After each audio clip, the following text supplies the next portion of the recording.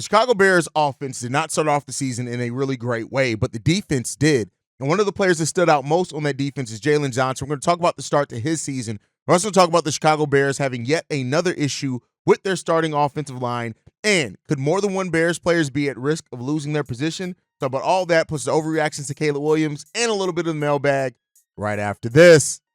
You are now tuned in to Chicago Bears Central, your number one place for all Chicago Bears news and content. What's going on, Bears fans? Welcome to another episode of Chicago Bears Central, your number one spot for everything Chicago Bears related. I'm the host, Haize, but more importantly, you guys can follow the channel at Chi Bears Central on every social media platform we happen to be on.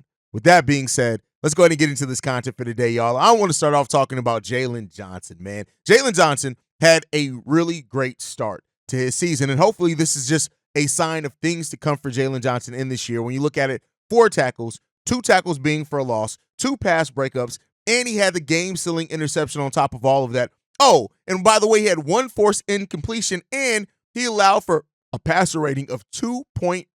2.8 when you pass to Jaylon Johnson. That was the highest graded quarterback in all of week 1 in the NFL. Jaylon Johnson has started off this season in a way that is hopefully going to point towards him having another All-Pro, Pro Bowl, whatever you want to call it, season, and that Jaylon Johnson picks up on what he left off of from last season and just has that in a major way. Jaylon Johnson's up for a big season. And while, you look at the Chicago Bears, yeah, we had some disappointing in offense. The defense was not one of those disappointments. The defense was one of those things that graded out really well across the board, allowing for 17 points in the first half, no points in the second half of that game. And listen, the offense, I believe, didn't score a single touchdown as well. So, at the end of the day, the Bears have had some really good things that went well for them, and the defense being a big part of that. And so, the tell of two halves for the Chicago Bears defense was one, but Jaylon Johnson, who came into the season after getting paid, after the doubt around him last season. We talked a lot about how many Bears fans last year were so ready to doubt Jaylon Johnson, all because he didn't get interceptions and not really looking at the other aspects of the game. Glad that he started off this season with the interception. He may not get one for another little while, and it doesn't matter. Jaylon Johnson, when you pass to Jaylon Johnson, typically quarterbacks don't have a lot of success.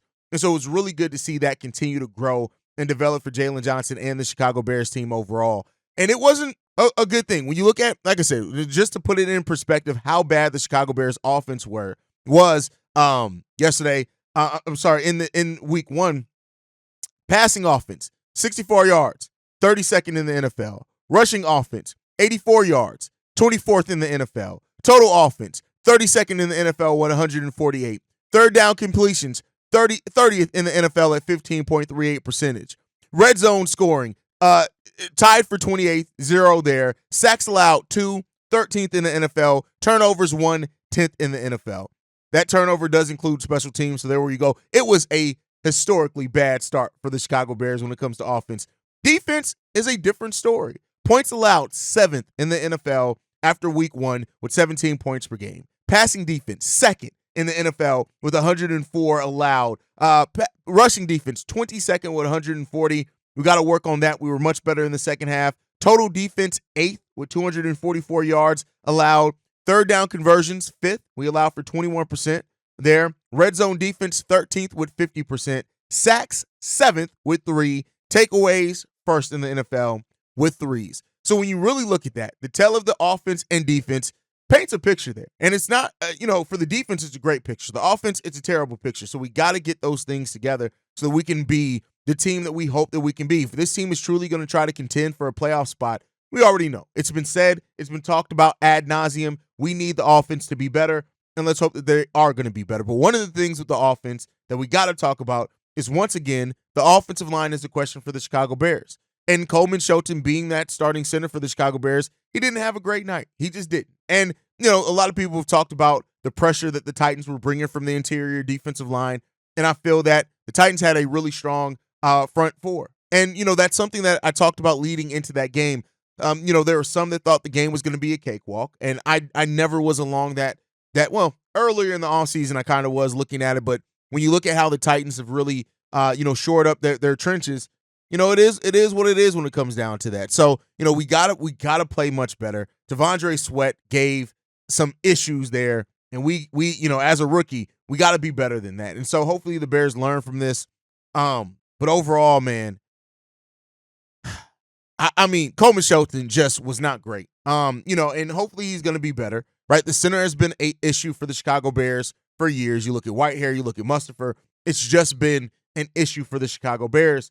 And let's hope that that's going to be something that helps, starts going in the right direction. But the Bears got to look at something with this offensive line. And if they don't, I would not be surprised if Ryan Poles figure out something to do with this offensive line between now and the trade deadline, because you can't have too many more games where your offensive line performs this way. And while Coleman Shelton looked pretty solid in preseason, it's why it's a difference that preseason football does not simulate regular season NFL football. It just does not.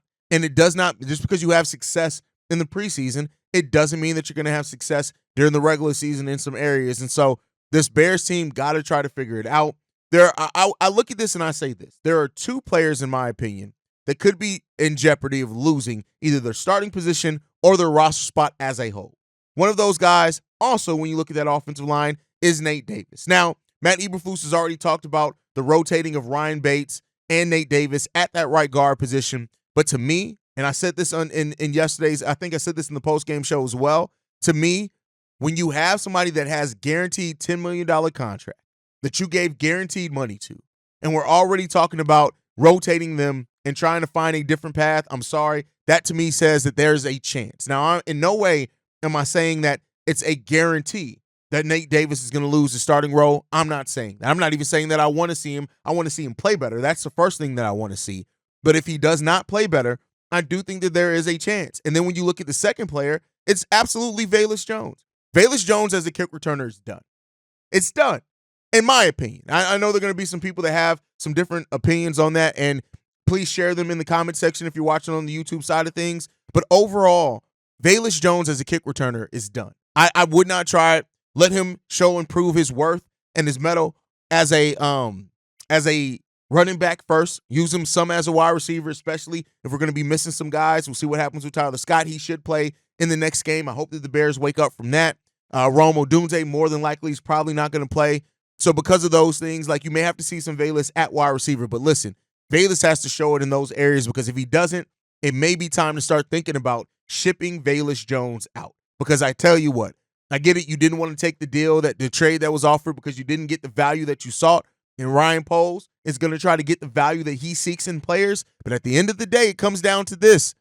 Listen, that value is going to keep going down if you're not prepared and ready for it. It's going to keep going down if you're not prepared and ready for it. And so, listen, we got to get it done. We got to get this shit done. And if we don't, it is going to be ugly. And so, listen, Velus, Nate Davis, these are the two players that I hope perform a lot better in whatever role they're called to do in week 2, because, hey, Nate Davis, Coleman Shelton, there's a lot of things left to be desired by those two guys in the trenches on that offensive line. And not to say that they're the only two. I want to be clear here. I'm not saying that they're the only two to blame for that. Not saying that.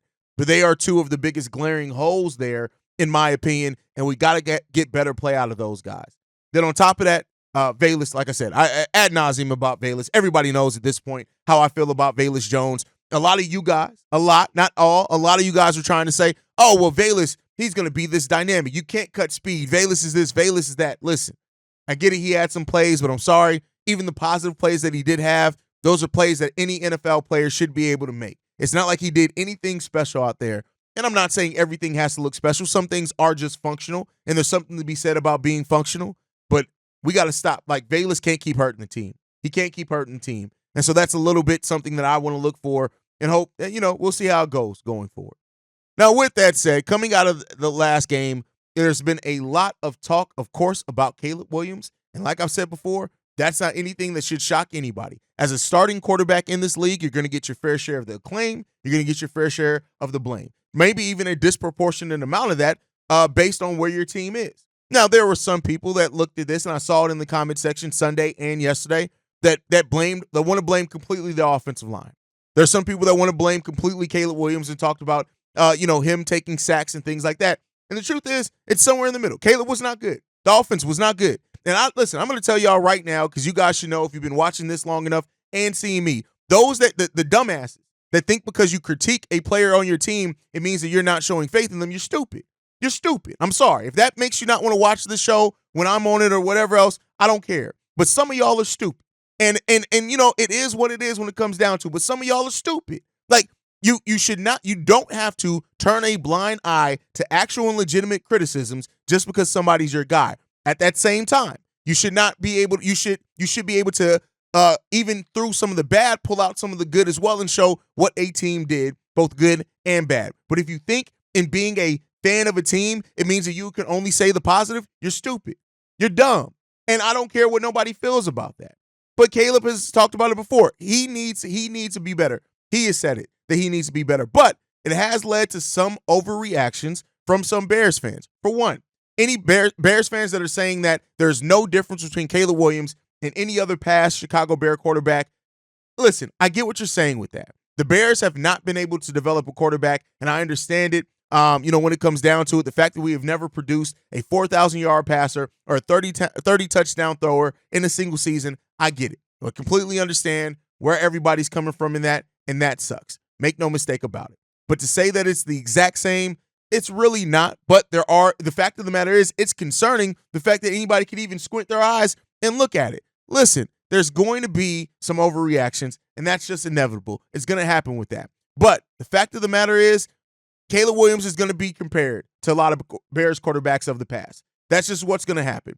Fact of the matter is, though, is that Caleb Williams did not lose the game for the Chicago Bears. And, you know, that's something you have to look at for there. Another thing that people point out, of course, people are going to go to other quarterbacks in Caleb Williams' class, right? And the fact that Caleb Williams didn't throw for the number of as good as some of the other quarterbacks in his class as far as the percentage, he was the only one to get the win. The only one to get the win. When you look at Jaden Daniels, 78% passing, cool, better than Caleb Williams. When you look at Bo Nix, 61% of his passes were complete, cool. They both threw over 100 yards as well. Very good there, and I hope that's a good sign for their NFL careers. But Caleb Williams is the only one to come away with the victory. Yes, it was coming away with the victory because of the nature of how good his defense is. I understand that. But Caleb Williams is going to take time, and this is why I said to you guys, when people were calling me crazy, that Caleb Williams isn't going to come in and look generational from day one. And those Bears fans are like, hey, did anybody see generational? You're not going to see generational day one. More times than not, you're not going to. Caleb Williams never threw for above 70% in college. The closest he came to that was 66. His career total was 66.9.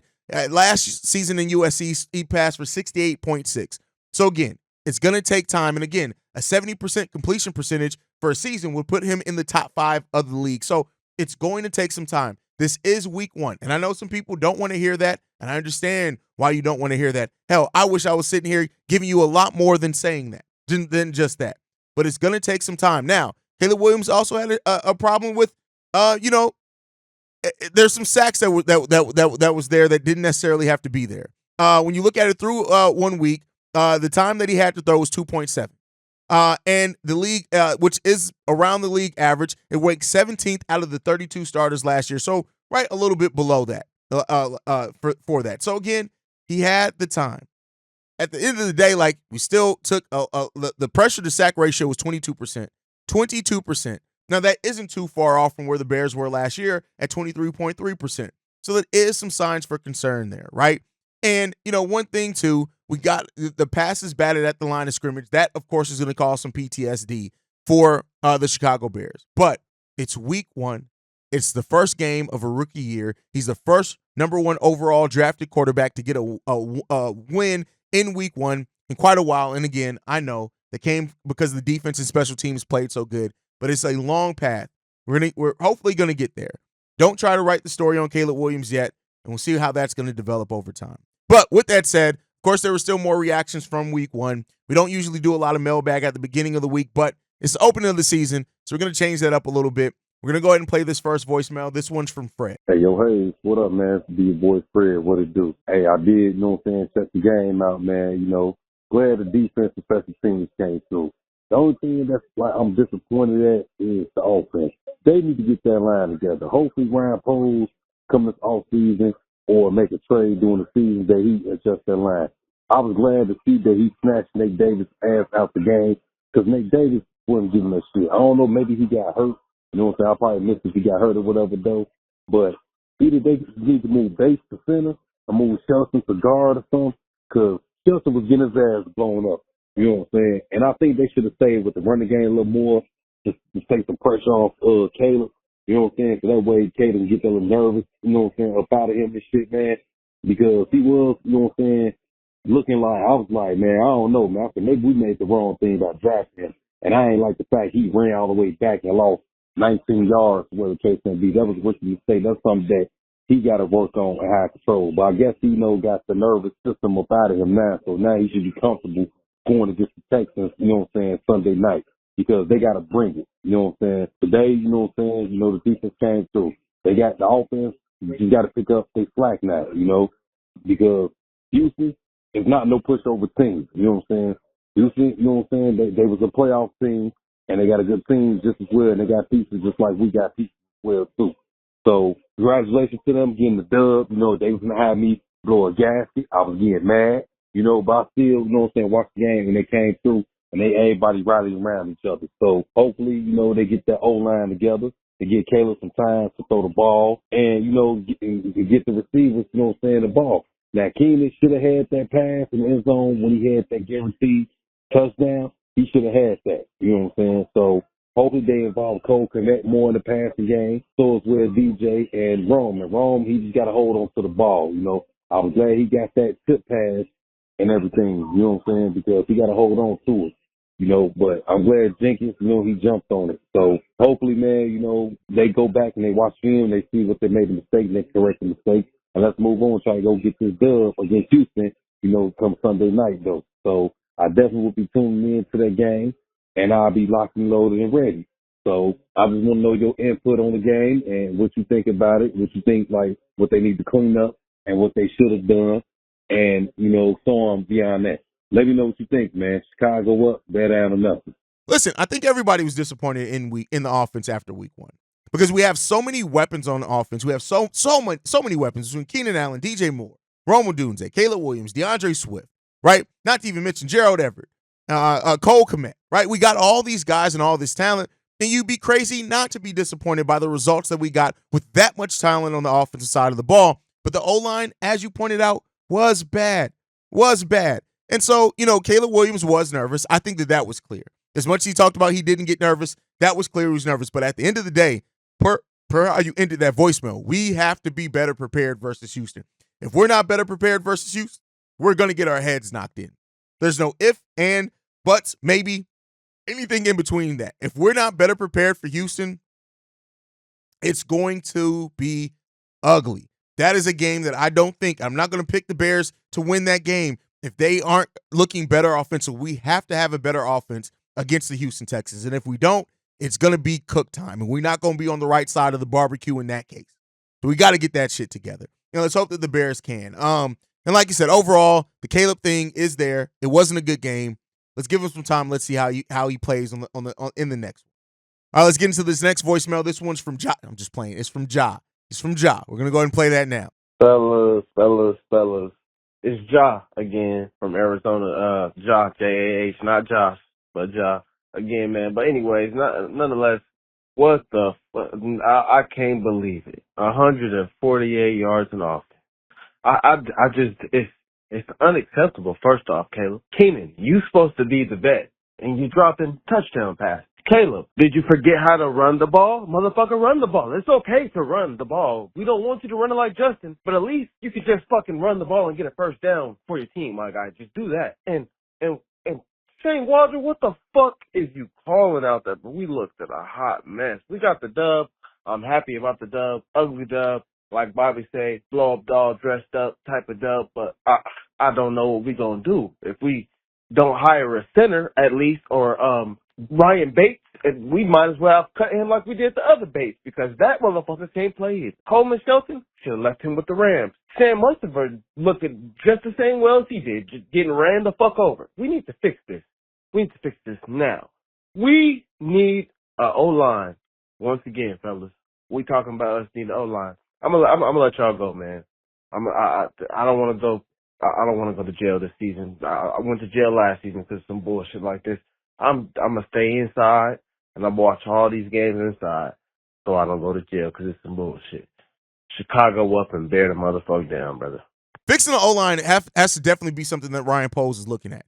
And, it's something that I said at the start of the season, in the offseason. The last thing you want is all these weapons, all these tools that you can't even begin to unlock because your offensive line sucks, right? And so you got to get better play from the offensive line, and I will not be surprised if Ryan Poles decides to make a move if we keep seeing this level of play from the offensive line.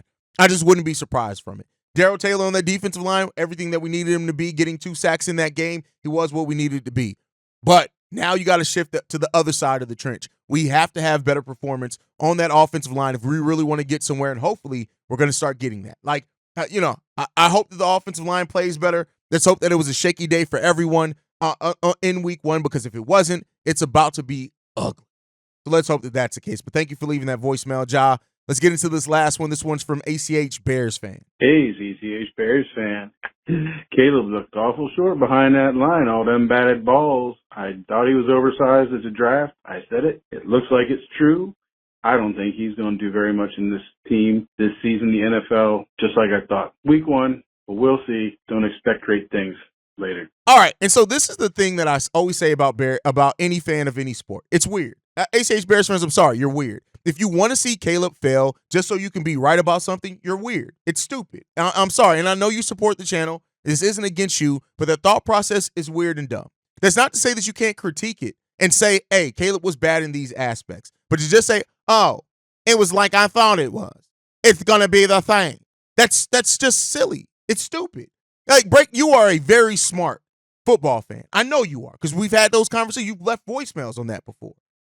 Critique it. Say, hey, Caleb got to get better at making decisions. He has to get better at completing passes down the field. He can't be rushed. He can't do that. But to say, hey, you misquoted yourself and said, I said he was oversized, you meant undersized. But again, we've seen quarterbacks be successful at his size. But even if you wanted to say that, to say, hey, yeah, the ball's being swallowed at the line of scrimmage, that's a little concerning when it comes down to the size of Caleb Williams. All those things are constructive. When you just sit there and say, I was right, it's weird that you want, just so you could be right, it seems like you want to see somebody that's on your team fail just to be right about something. I'm sorry. That's not a flex in any shape, form, or fashion. That's weird. It's weird. Do better. But thank you for supporting. Make sure you guys are following the channel at Shy Bear Central. You can send us any feedback, questions, comments, concerns. ChicagoBearsCentral@gmail.com. Lastly, if you want to leave a text message and our voicemail for the mailbag, the number to do so, 773-242-9336. We are the #1 spot for everything Chicago Bears related, thanks to you guys. And like I like to end every episode on, Chi-Town up, but bear down. Love you guys. Peace, y'all. This has been a presentation of the Break Media.